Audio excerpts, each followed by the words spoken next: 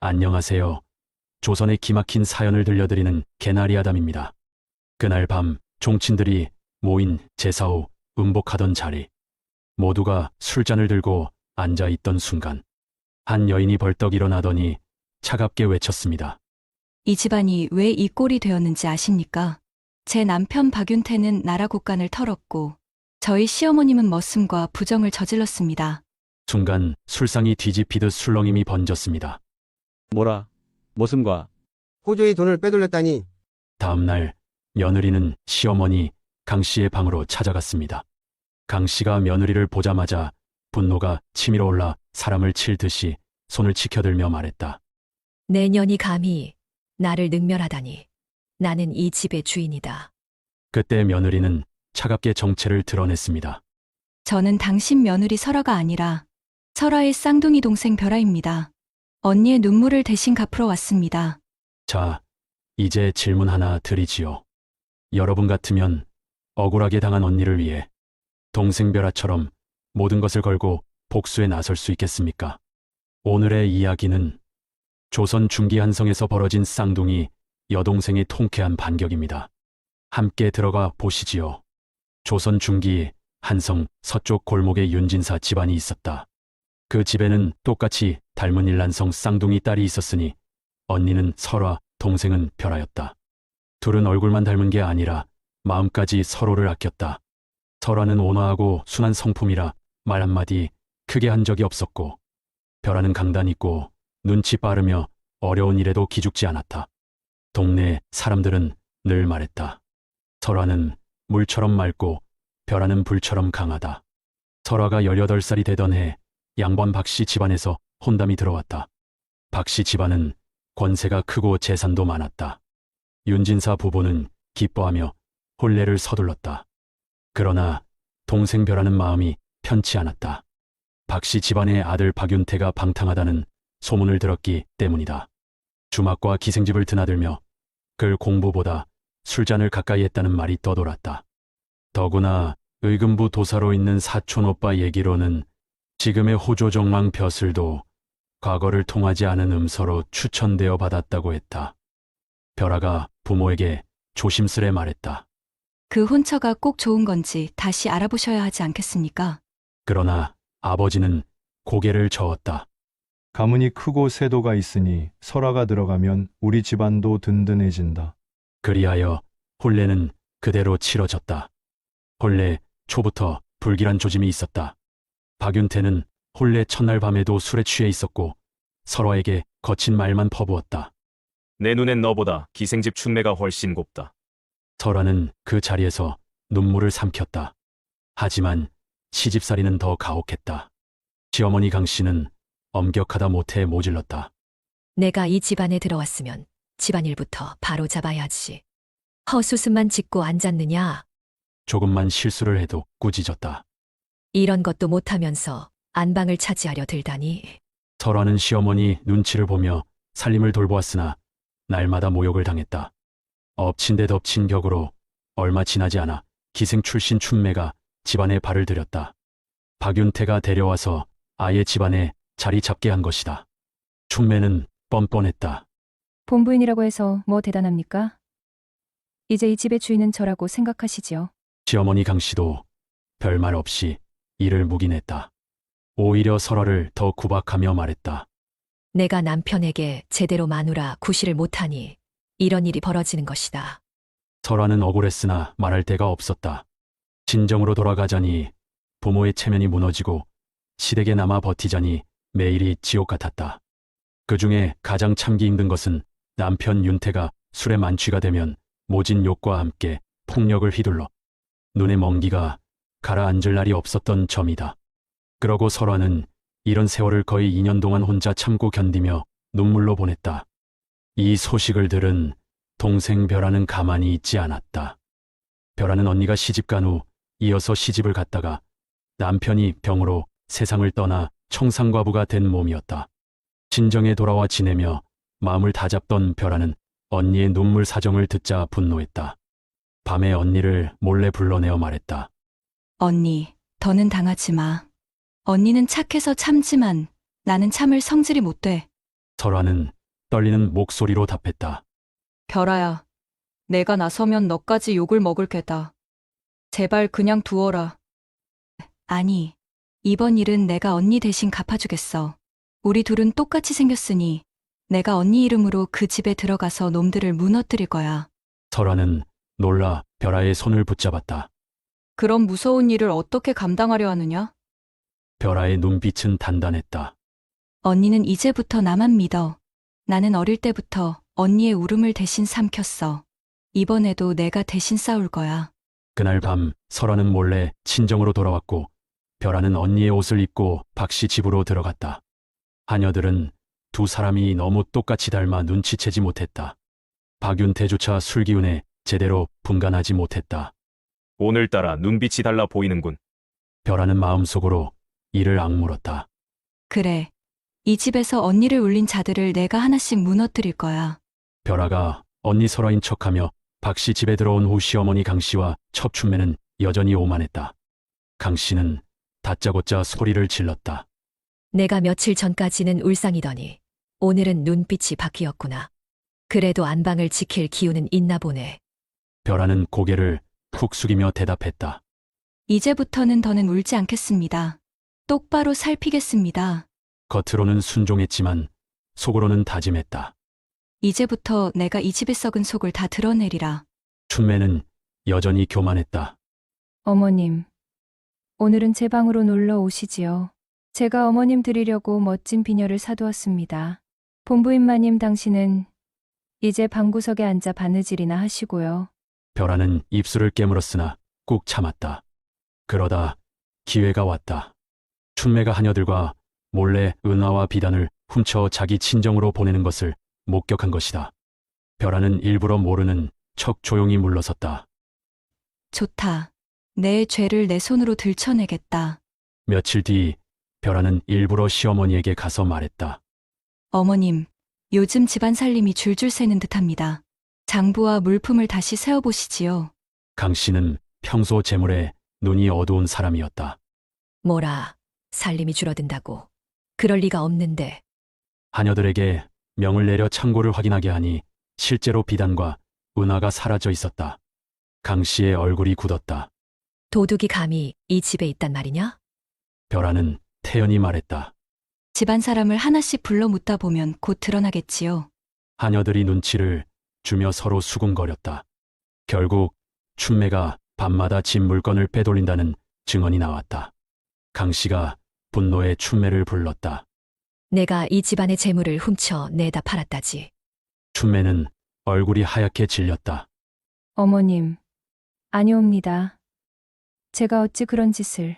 별아가 한 걸음 앞으로 나섰다. 며칠 전 제가 직접 본 일이 있습니다. 은화를 보자기에 싸서 하녀에게 건네는 모습이었지요. 춘매는 더는 변명할 수 없었다.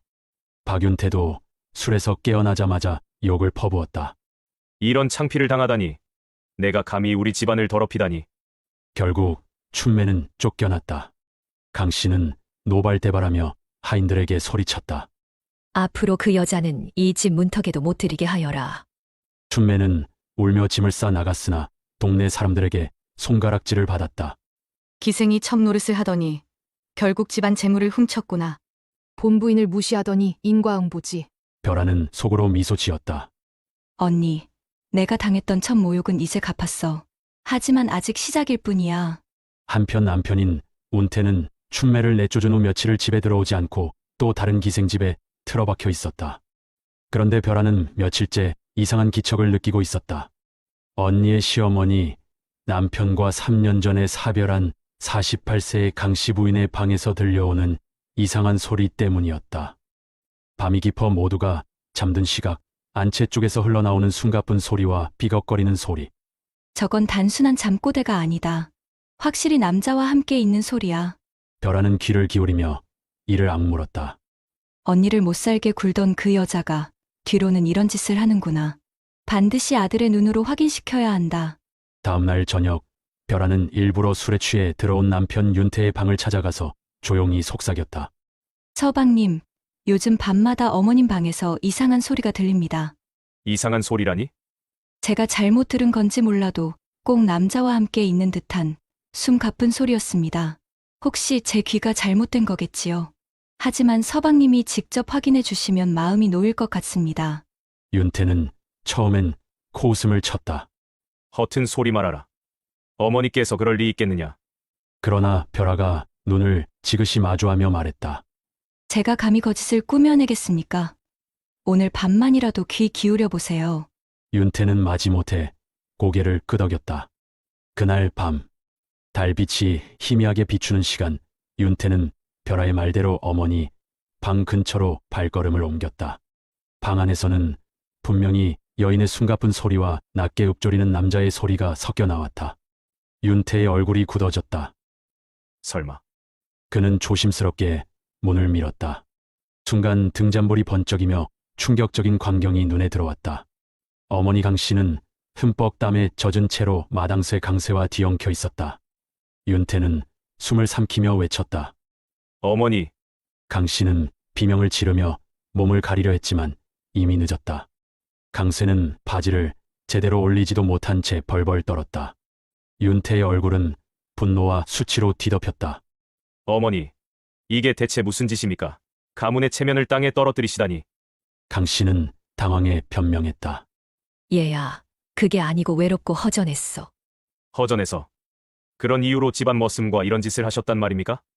언니를 그토록 구박하던 분이 정작 스스로는 더러운 짓을 저지르다니. 뒤에서 이 광경을 지켜보던 벼라는 속으로 미소 지었다. 그래, 이제 아들이 직접 보았으니 발뺌할 수 없지. 당신이 언니를 괴롭히며 쌓은 죄가 이제 이렇게 무너져 내리는구나. 그날 이후 소문은 삽시간에 번졌다. 집안 안주인이 마당쇠와 부정한 관계를 가졌다더라. 며느리를 꾸짖던 입으로 어떻게 저런 짓을. 강 씨의 위세는 하루아침에 무너졌다. 윤태조차 어머니를 노려보며 집안 어른들에게 고개를 숙일 수밖에 없었다. 벼라는 그 모습을 보며 속으로 말했다. 이제 며느리를 괴롭힐 힘도 목소리도 빼앗겼어. 두 번째 복수는 바로 이것이다. 윤태는 본디 여색을 밝히는 성미였다. 한편 벼라는 시어머니의 추문 사건 이후 몸과 마음을 추스리며 언니의 남편 운태에 대한 복수의 기회를 노리며 하루하루 지냈다. 벼라가 언니 대신 이 집에 들어온 후 언니의 남편 윤태는 한 번도 벼라 방에 들어온 적이 없었다. 그러던 어느 날 밤 윤태가 술 냄새를 풍기며 방으로 들어와 벼라의 옷고름을 거칠게 풀었다. 벼라는 몸을 돌리며 힘겹게 말했다. 서방님, 제 몸이 좋지 않습니다. 며칠째 열이 오르고 기력이 없어 오늘은 부디. 그러자 윤태의 눈빛이 싸늘하게 바뀌었다. 병든 여편네 주제의 나를 거절해. 내가 무슨 아내냐. 감히 네가 나를. 순간 그의 손바닥이 벼라의 뺨을 후려쳤다. 쾅 벼라는 바닥에 쓰러져 입술이 터지고 볼이 화끈거렸다. 내년은 여편네도 아니다. 윤태는 발길까지 날렸다. 벼라는 숨을 죽이며 이를 악물고 맞았다. 그날 이후 윤태는 방을 나가버렸고 벼라의 방에는 다시는 들어오지 않았다. 윤태는 그날부터 집을 등지고 기생집에서 살다시피 했다. 저작거리에서는 이미 수군거림이 돌았다. 호조관리 박윤태가 요즘 기생 홍매에게 빠졌다지? 밤낮 없이 술판 버리고 돈을 물쓰듯 쓴다더라. 벼라는 이를 들으며 속으로 다짐했다. 좋다. 더 깊이 빠져라. 언젠가는 너의 탐욕이 너를 무너뜨리게 될 것이다. 윤태의 욕망은 기생집에만 머물지 않았다. 집에 돌아올 때면 그는 안채에 드나드는 젊은 여종들을 흘겨보았다. 특히 10대 후반의 여종 춘씨를 자주 불러들였다. 이리 와라. 물을 떠오라는 게 아니다. 춘실은 겁에 질려 몸을 떨었지만 거역할 수 없었다. 결국 몇 달 뒤 춘실은 뱃속에 아이를 품었다. 집안은 발칵 뒤집혔다. 그러나 윤태는 오히려 당당하게 말했다. 준씨를 첩으로 드리겠다. 이제부터 이 집의 둘째 안주인이다. 그날 이후 벼라는 운태를 신경 쓰지 않아도 되어 한결 마음이 편해졌다. 그렇다. 운태는 태청하여 돌아와도 춘실의 방에서만 머물렀고 벼라를 쳐다보지도 않았다. 물론 벼라가 바라던 바였지만 벼라는 홀로 앉아 속으로 다짐했다. 좋다. 너의 죄가 여기까지 흘러넘쳤구나. 언젠가는 내 발밑을 무너뜨려 주마. 밤마다 홀로 등불을 지키던 벼라는 붓을 들어 글을 적기 시작했다. 사람은 탐욕에 눈이 멀면 스스로 무덤을 판다. 윤태의 비리와 추문은 이미 하늘에 닿았으니 이제 증거만 모으면 된다. 벼라의 눈빛은 차갑게 빛났다. 기다려라, 윤태. 내가 가장 신뢰하는 신복 돌쇠가 내 비밀을 흘리는 날, 너는 끝장이다. 박윤태의 집안은 겉으론 화려했으나 속은 이미 골마 있었다. 그 중에서도 가장 처참한 몰락은 시어머니 강씨였다. 불과 몇 달 전까지만 해도 안방을 주름잡던 안주인이었으나 마당쇠 강세와의 부끄러운 미래가 아들 윤태에게 들통난 뒤 쥐 죽은 듯 지냈고 집안의 그 누구에게도 얼굴을 제대로 들지 못했다. 마루에 앉아 호통치던 기세는 사라지고 늘 방문을 닫은 채 쥐 죽은 듯 숨어 지내며 밥도 제대로 들지 않았다. 간혹 방 안에서 새어나오는 흐느낌만이 한때 안방을 호령하던 여인의 남루한 흔적을 증명하고 있었다. 여종들조차 수군거렸다. 에구, 저렇게 고개를 못 드시고 살 줄이야. 세상일 참 알 수 없구나. 강 씨는 그 말조차 들은 채 만 채 그저 없는 듯 살아가는 그림자 같은 존재가 되어 있었다. 벼라는 요즘 들어 잠을 설치곤 했다. 하지만 벼라는 이 지옥 같은 집안에서 언니의 원통함을 풀 기회만을 노리고 있었다. 그날도 달빛이 창호를 스칠 무렵 행랑채 뒷방에서 웃음소리가 새어나왔다. 벼라는 발걸음을 조심스레 옮겨 장독대 뒤에 몸을 숨겼다. 술에 취한 돌쇠와 다른 아인 하나가 나란히 앉아 막걸리 주전자에 입을 대고 있었다. 하하. 우리 대가 모르는 천하의 겁 없는 양반이시다. 호조 금고에서 은자 뽑아내듯 뽑아내신데 아무도 모른다니까. 하인이 눈을 동그랗게 뜨며 돌쇠를 붙잡았다. 쉿, 이놈아. 그런 말 함부로 팼다간 목이 날아간다.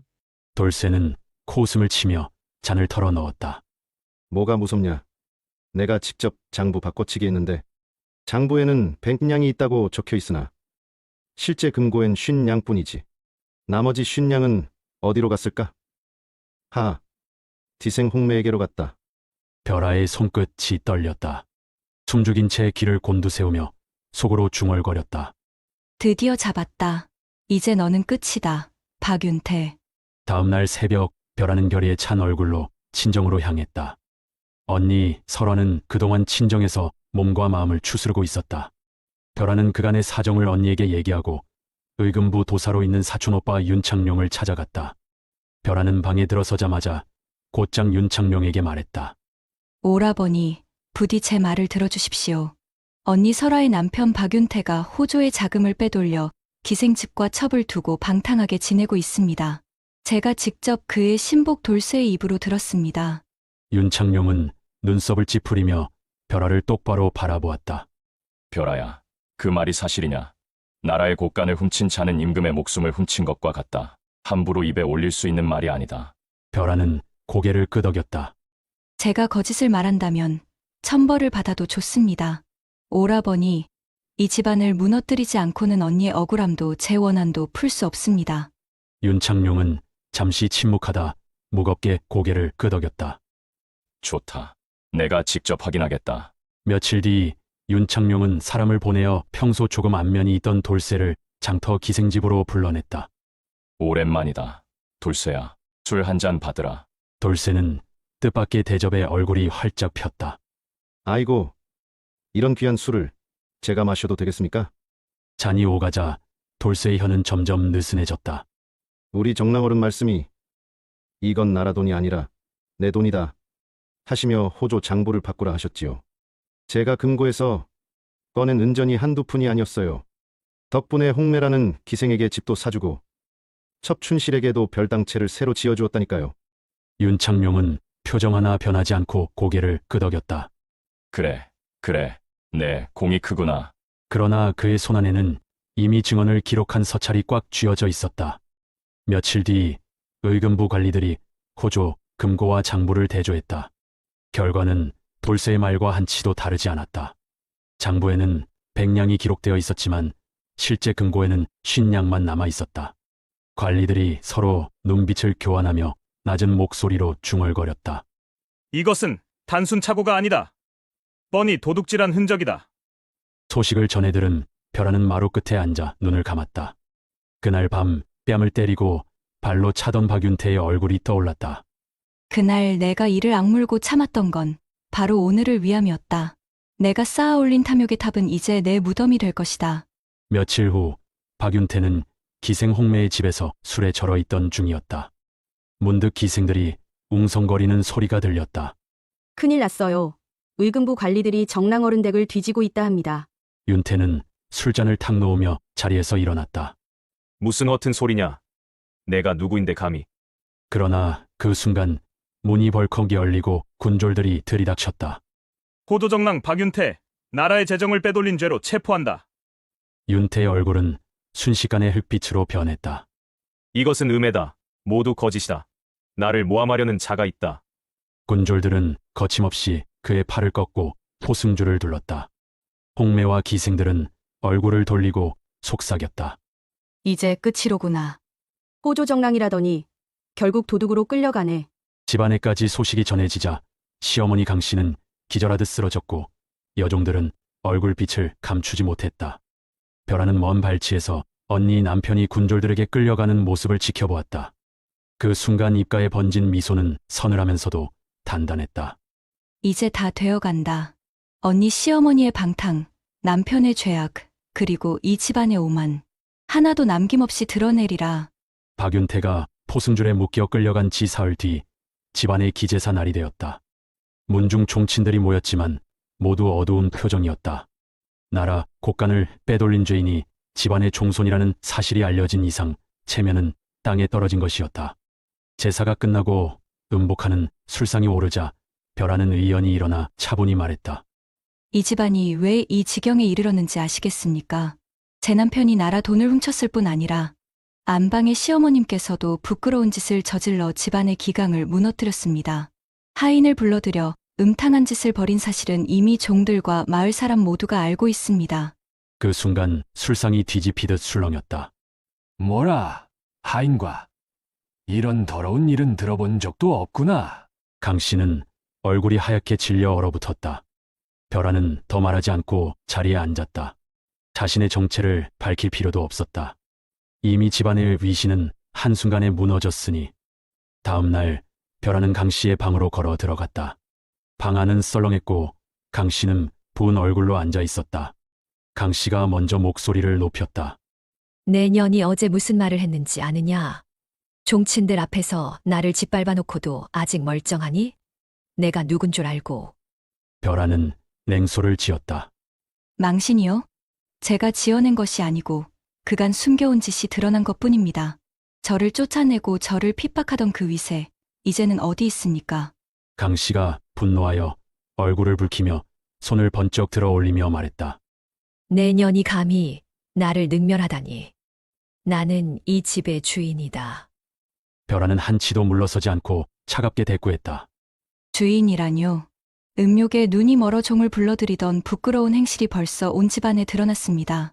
어제 종친들 앞에서야 차마 제 정체를 밝히지 않았지만 저는 바로 며느리 설아의 쌍둥이 동생 벼라입니다. 강 씨는 얼굴이 일그러지며 중얼거렸다.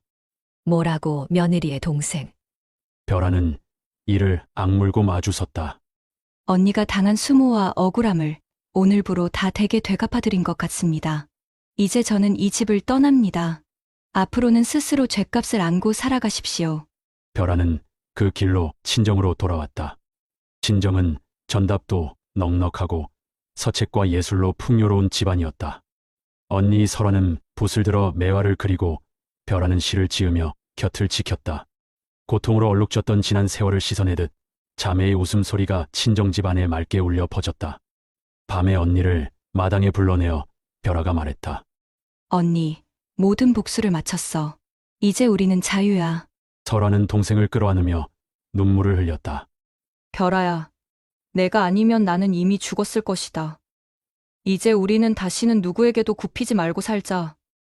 박윤태는 결국 귀양지에서 병을 얻어 쓸쓸히 죽었고 강 씨는 사람들의 손가락질 속에 숨어 살다 쓸쓸히 눈을 감았다. 반면 벼라와 설화는 더 이상 억압받지 않고 여인으로서 스스로의 삶을 지켜냈다. 사람들은 훗날 두 자매를 두고 이렇게 말했다. 강단 있는 여인의 용기 앞에서는 권세도 위선도 오래 가지 못한다. 시청자 여러분, 이 이야기 어떠셨나요? 별아의 통쾌한 복수가 속 시원하셨다면 구독, 좋아요 부탁드리며 댓글로 여러분의 생각을 들려주세요. 고맙습니다.